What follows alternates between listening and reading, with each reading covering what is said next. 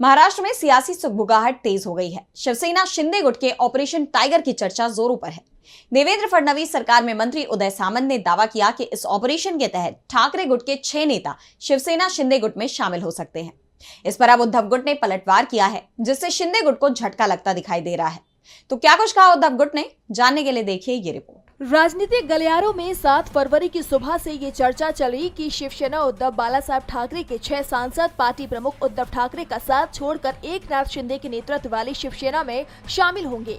लेकिन महज 5 घंटे के भीतर ही ठाकरे गुट के सभी सांसद एकजुट हो गए और अपनी ताकत दिखा दी। सांसद अरविंद सावंत ने कहा कि हम सभी 9 लोग एक साथ हैं और हमेशा उद्धव ठाकरे के साथ रहेंगे। दिल्ली में मौजूदा ठाकरे गुट के सांसदों ने सावंत के घर पर प्रेस कॉन्फ्रेंस कर अपनी स्थिति साफ की। संजय दीना पाटिल काम में व्यस्त होने के कारण उपस्थित नहीं थे। इसी के साथ अरविंद सावंत ने कहा कि जो लोग सरकार के भीतर उथल पुथल और गंभीर विवादों का सामना कर रहे हैं, उन्होंने जनता का ध्यान भटकाने की कोशिश शुरू कर दी है।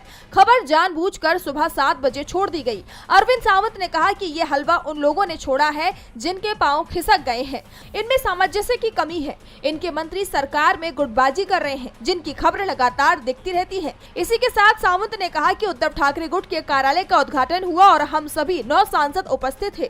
9 में से 9 सांसद आज भी मौजूद हैं। हमारे पास वज्र है, टाइगर अभी जिंदा है। सावंत ने कहा कि शिवसेना यूबीडी के किसी भी सांसद को कोई फोन कॉल नहीं आया। उन्होंने ठाकरे के नेतृत्व वाली पार्टी से बड़े पैमाने पर लोगों के जाने की अफवाह फैलाने की प्रयासों की निंदा की।